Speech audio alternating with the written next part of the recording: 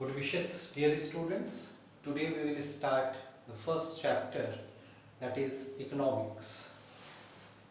What is economics? Let's understand it first. Definition of economics: a science which studies the human behavior as a relationship between ends and scarce means which have alternative uses is called as economics.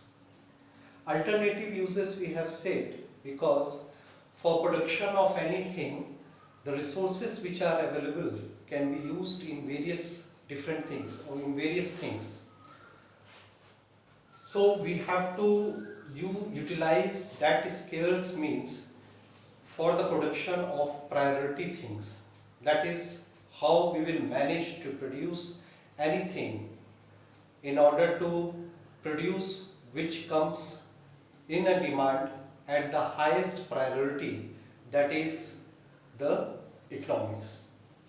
Now, there are two branches of economics: microeconomics and macroeconomics. Let's understand first what is microeconomics.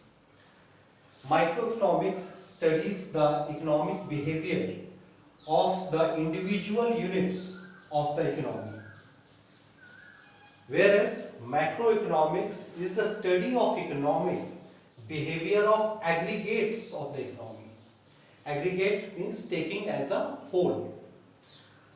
Now,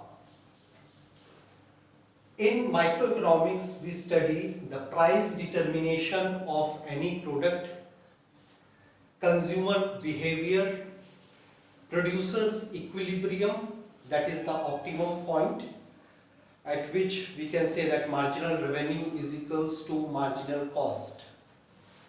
Now, instrument or tools which are used in study of microeconomics are demand and supply, the most important tool of microeconomics. Because in economics, in economic behavior, we see things are revolving around the center of demand and supply. Now, examples of microeconomics are individual demand and supply, price of a commodity.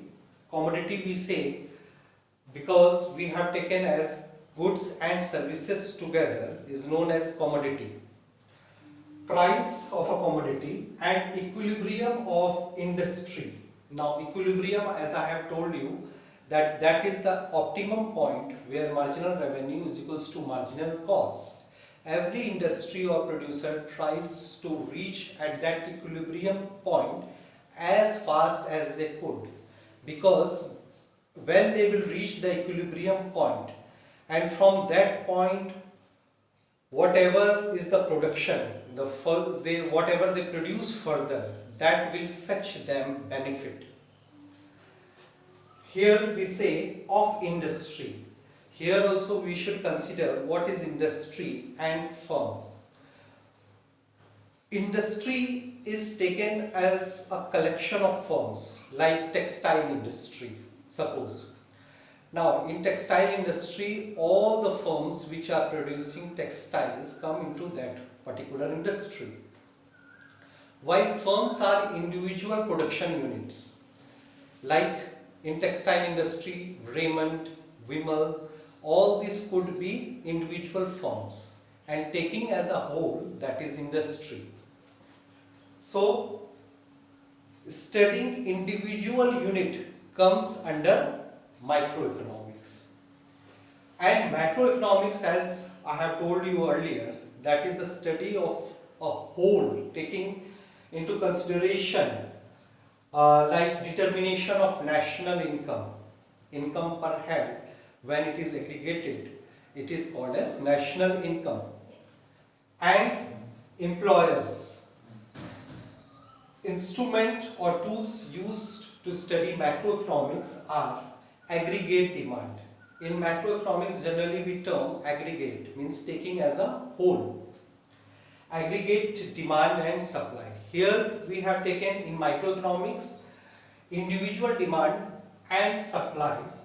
Now in macroeconomics, aggregate demand and supply. like market demand, market supply. Examples of macroeconomics are aggregate demand and supply, national income, general price level, that is GPI, general price index or level, total investment, and GDP. GDP is gross domestic product, the production which occurs in the territorial jurisdiction of any country, that comes under GDP, gross domestic product. Okay, so in next part we will come across the problems of economy, which we will discuss in part 2. Thank you, students.